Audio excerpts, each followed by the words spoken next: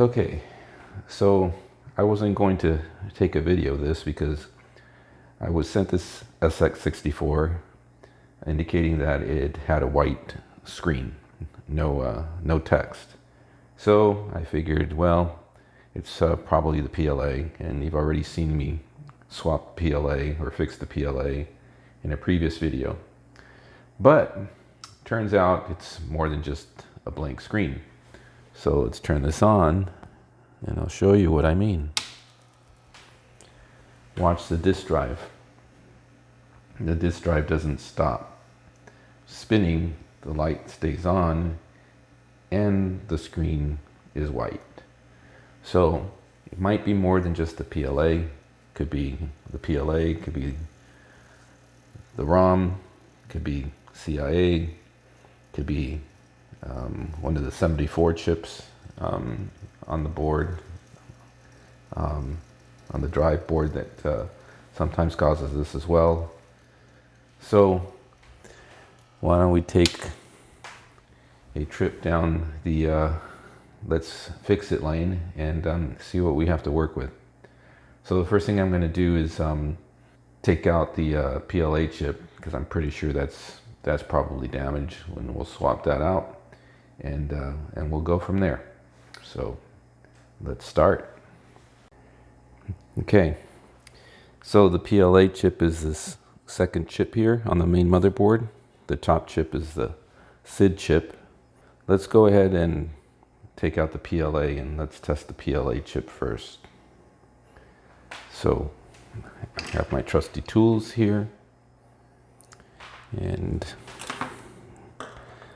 let's go at this.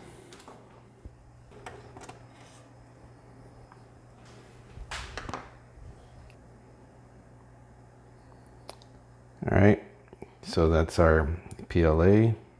Came out nice and clean, all the pins are straight. So let's go ahead and test this this chip out on the bit tester. Okay, so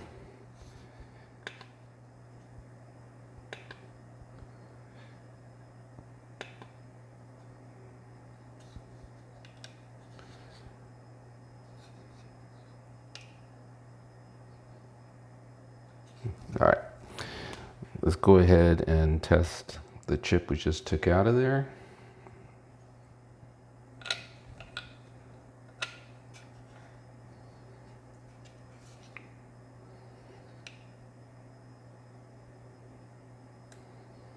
Okay, and no surprise, that PLA has failed. And I have a PLA that we're going to substitute it with here.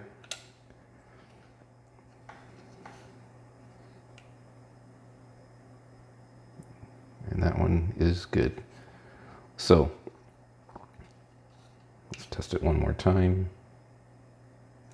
Okay.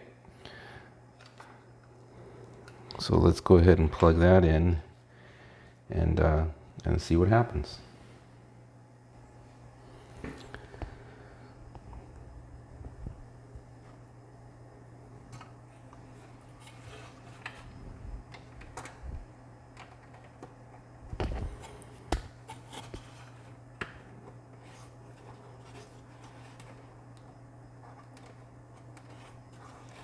Okay, the important thing is to make sure the pins line up. And there we go. So let's turn this thing around and see what that does for us.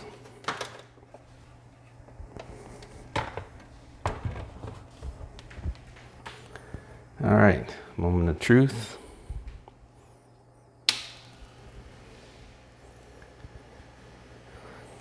No surprise, the drive light stays on and the disk keeps spinning, but as you can see, we now have text on the screen. So I think the next thing for us to do is, obviously the PLA was bad, we fixed that. Now we have to fix this thing. So let's start looking at a few of the usual suspects here.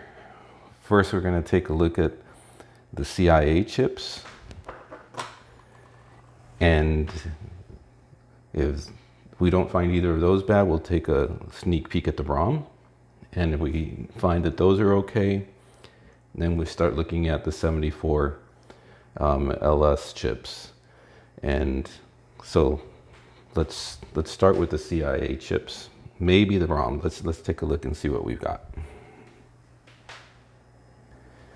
Okay, so the CIA chips are located on the drive board here, and it's those two chips that are here. And then we'll also take a look at the ROMs. The drive ROM for this is on the larger board behind it. So that's the one thing we'll have to take a look at as well. But let's start with the CIAs and see where that leads us. All right, so I positioned this to where I'm going to show you how to take out the I/O board here. This controls the disk drive. Typically when I have drive problems, it's usually one of the two CIA chips that's the issue. But in this case, the fact that the motor still runs and the light stays on after boot up, I don't know, I'd be surprised if it's those two chips. I'd be great if it is, but usually that points to the 6502 or even the ROM chip, even one of the 74 LS74 chips. So those chips are on the bigger board that's behind it, the FDD board. So that board's a little bit of a pain in the ass to take out. This board isn't. So I'm going to keep my fingers crossed that maybe we'll get lucky and it's one of the CIA chips. I usually run a test. I did this off camera. I will plug in an external drive to this, and if I can recognize the external drive, not recognize the drive on device number 8, which is the internal, but if I can recognize the external device number 9, that usually means that it's something on this board, and it's usually the CIA chips. But the fact that I can't recognize device 9 nor device 8 usually points to the longer board, the FDD board, because both the internal and external drives play off of this board. And this controller is specifically for the internal drive. So the fact that I couldn't see device 9 kind of tells me it's probably something on the longer board. Like I said, probably the 6502, the ROM, or one of the supporting chips. But we're going to pop this out anyways, just so you see how that's done. And maybe we'll get lucky. I don't know. We'll see. So those are the two chips that we're after there. So on this board, we're going to unplug the connections. There's one little black pin that goes through here. You kind of push it from the back side and pull that pin out. And then on the right hand side here, this board is actually slotted in to the motherboard. So that's what holds the board down, and it sits on a channel underneath. So let's go ahead and start pulling some of these wires off.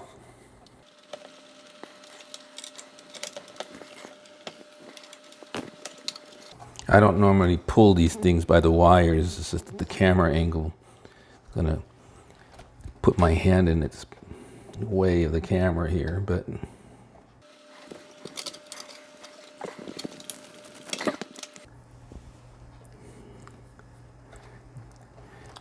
there's a little pin, a little black pin here that I'm gonna basically push back out. And once I do that, it creates a little space between the pin and the board that allows me to kind of sneak this in there and pull it out.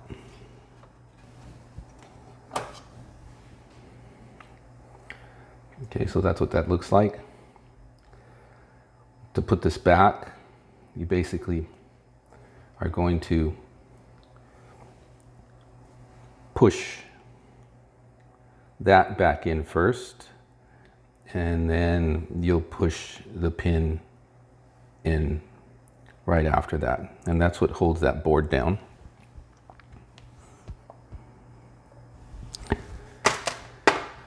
Okay, so the board is now only held down by the connector on the right hand side. So we just kind of slide it out away from the motherboard.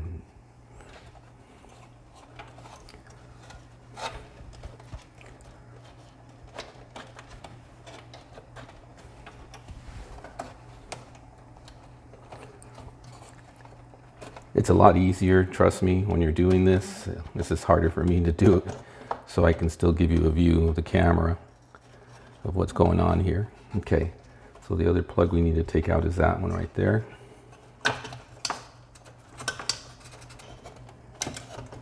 Actually, we'll just spare ourselves. I don't really need to take these two out. There's two plugs here, the one here and the one here.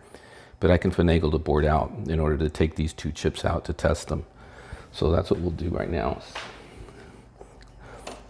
Just take those two chips there. Let's take those out and test them.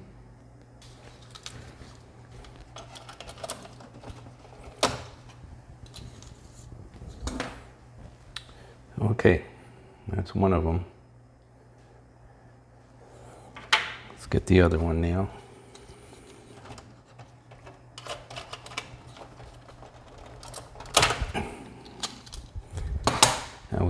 Both of these were stubborn as heck. They were really tight in there.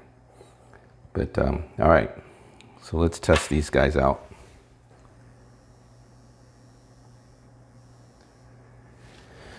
Okay, I have my back bit tester here. I'm going to test 6526.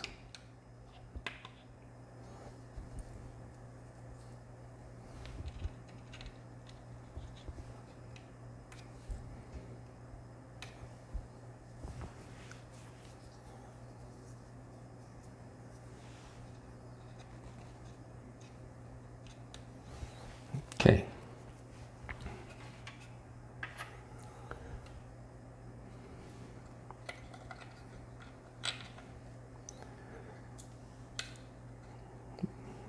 CIA 1.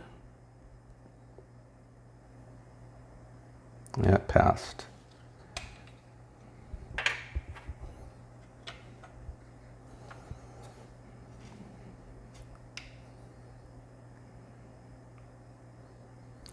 Okay, like I was afraid of, both of these CIAs are good. Really, the problem with this is on the long board, and so let's go ahead and put these two chips back, and then, well, we'll take out the long board. Normally, I would test pin 40 on the 6502. When you turn this on, it should flop between a 0 state and a 1 state. So. But pin 40 and that chip is all the way at the bottom of the board. If it was a regular 1541, it'd be easier to test. But in this case, you know, it's a lot more convoluted than that because it's an SX-64 and the chip is kind of deep into the main board there. So let's get the CIAs back and let's test further.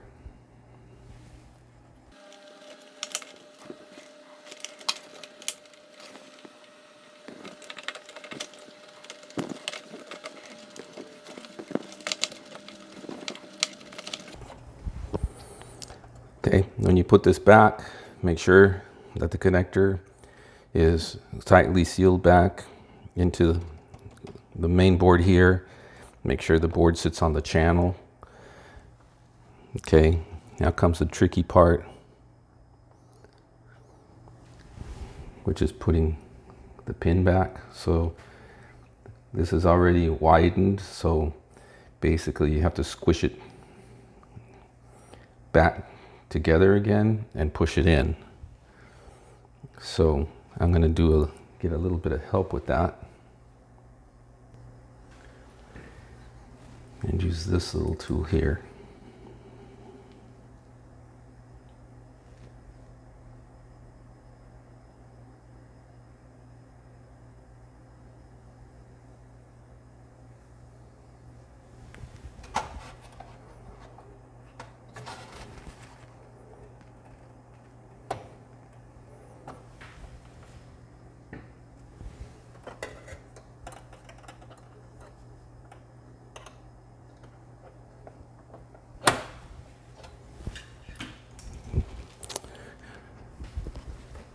Okay, so that's now gone all the way through to the little metal. And now we can pop the pin back in.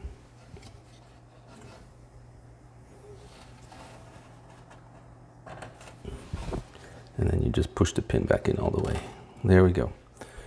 So that board is back the way it was supposed to be. So now we'll tackle getting the FDD board out, the main board here, the controller. And for that, let me turn this machine around. On the controller, there's 3 of those black pins. There's one on the, looking at it from the way we're looking at it right now, there's one on the left-hand side, there's one in the middle, and there's one on the right-hand side. And then we're also going to have to pull some plugs here as well. So let's get to that. Okay, so to get this board out, we're going to have to pull a few plugs here. I'm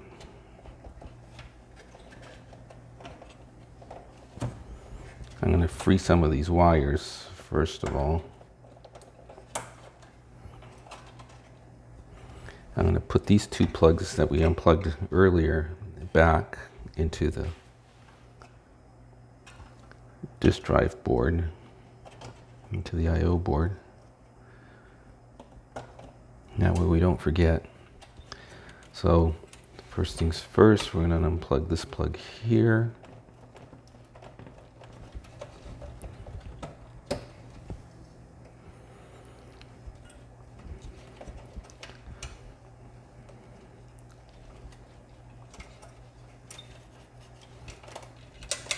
Can't forget to put that blue plug back into the I/O board.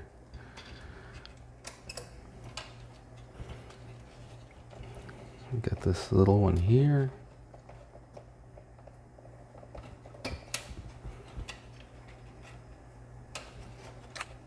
No, actually I'm going to need to pull these back out.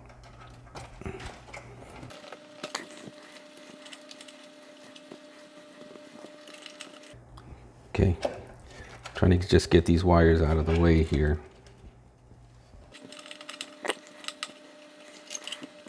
Get that out of the way, and we'll have this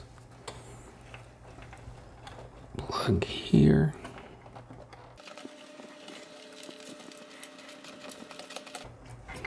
Okay. And this black one here. All right, so now we've got the board cleared of all the wires. There's the pin here, the pin here, and the pin here that we need to take out. So I just pushed the pin from the back side, giving me a little bit of clearance so I can put this little tool in there.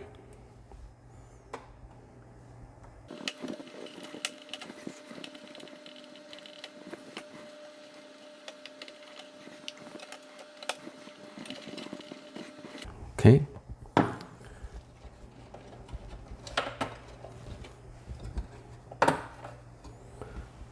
Now that I got those out and all the wires clear, this thing should just be able to come right out. There's one more plug that's on the bottom, the power plug. So actually it's not going to come out that cleanly right now.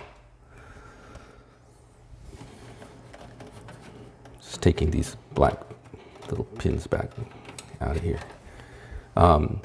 So that's the pain in the ass one, is that power plug on the bottom here that's on the left hand side as we pull this out. And also there's zip ties usually here and here that grab onto the solder joints on the bottom as well, that make it a little more challenging too.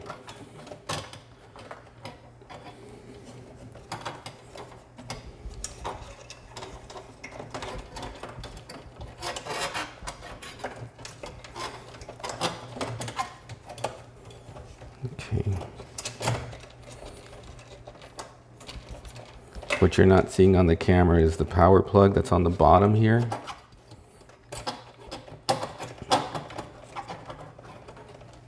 And that's what I'm fighting with right now.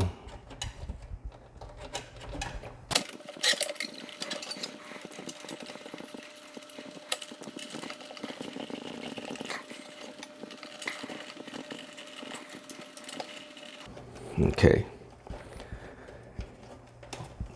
There we go. That power plug on the bottom goes here. And you'll know it when you pull this out. All right. So now that we got this cleanly out, let's start testing some of the chips on here. First and foremost, let's check the 6502. And then we'll check the ROM. Okay, so the 6502 is right here. And the ROM is right here.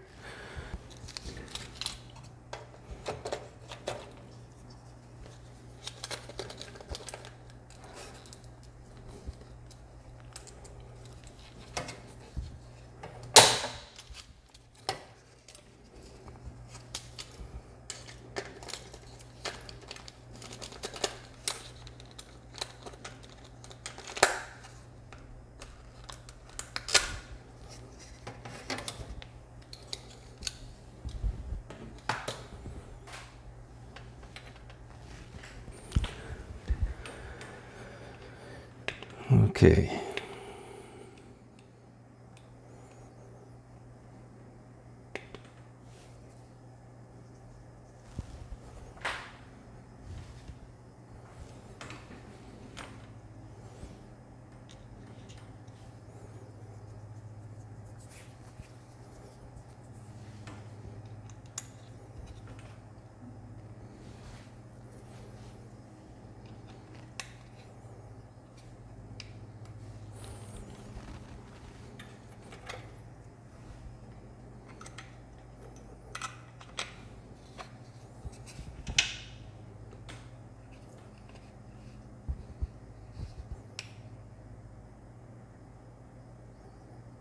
Okay, 6502 is fine.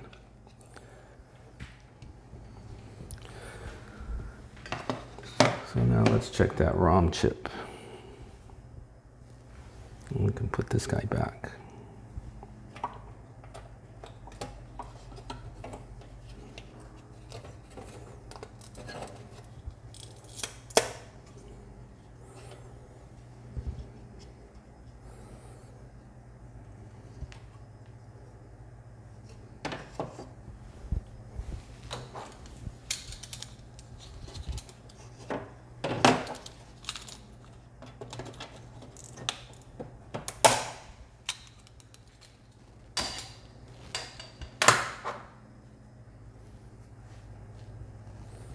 Okay. Okay, so I already preset this for ROM testing. Put this in. Failed. Let's just try one more time just in case. Failed. So let me get a good ROM chip then and test it and make sure that we have the right prognosis here. Okay, so this is a known good ROM, or at least I took it out of a working computer when I replaced it with the Jiffy DOS ROM. And there we go. So that shows a checksum, which is good. So that might be the issue. Like I said, when we first started this, solid LED, constant spinning, usually 6502 or the ROM or one of the LS74 chips or 74LS, LS74, whatever it is. Anyways, I think we got the culprit here. Let's keep our fingers crossed that this is the only thing wrong with it. So I'm going to replace this ROM and plug this back in, and let's test it again. Okay, now notice that when I put this ROM back, it's 24 pins. The socket is 28. So make sure that the top pins line up, you know, with the notch, and the notch, it's the top 2 pins, or the top 4, 2 on each side, that are going to be open. The back of the chip goes to the back of the socket. So make sure that you leave the correct socket pins open. So make sure the pins all align. Got the ROM back in. So let's keep our fingers crossed. Let's go ahead and put this board back, starting with the power supply.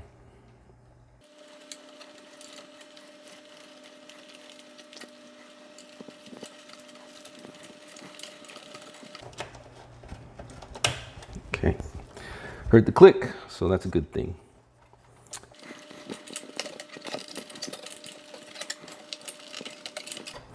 Again, the zip ties on the back grab onto, and then there's also some little extra wires on the right hand side that can hold the board from coming in. So you have to make sure you have clearance with all the wiring, the zip ties, and then make sure that the board falls into the channel underneath it. Once you do that and it falls into the channel, everything else is golden. All right, so the board's in, and normally I would just go ahead and check right now, plug everything in before I put the little pins back in here. But I'm so used to taking the pins out now that it's pretty easy. So I'm just going to go ahead and just put them in while the wires are vacant, because it's a pain in the ass to put them in with all the wires in place. So, okay.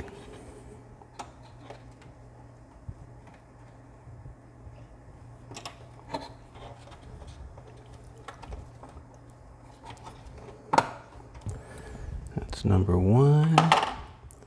And then we put the pin in place.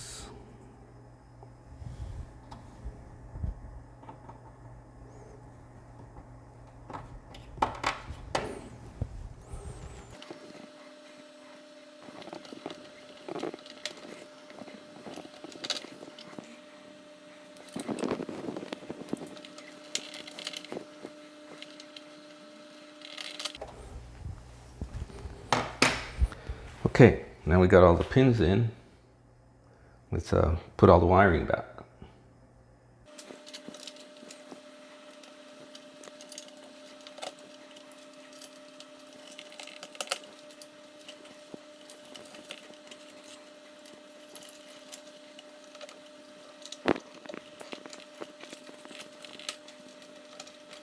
Okay, now that the wiring is all back in place, and double check everything. Let's go ahead and turn this back around and turn it on and see what we've got. Okay, so let's hope I didn't get too overconfident and put everything back together so quickly. Here we go. Drive light goes out, drive stops spinning, and there's our screen.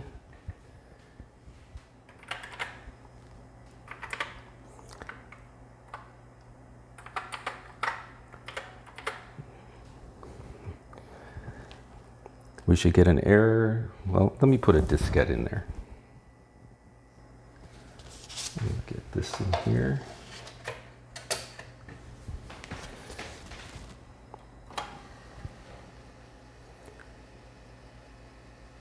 Yes.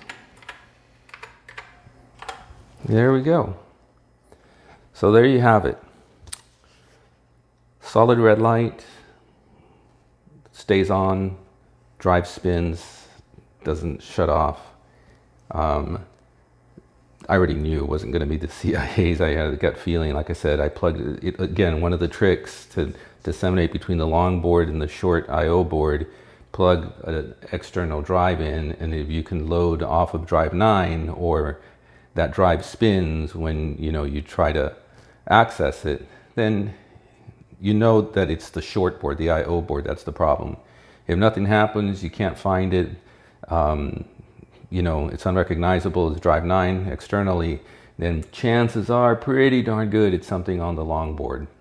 So And typically when it comes to drive issues, 6502, if you can access it, you can check pin 40, you know, for the state change. But in my experience, it's always been the 6502 or the ROM.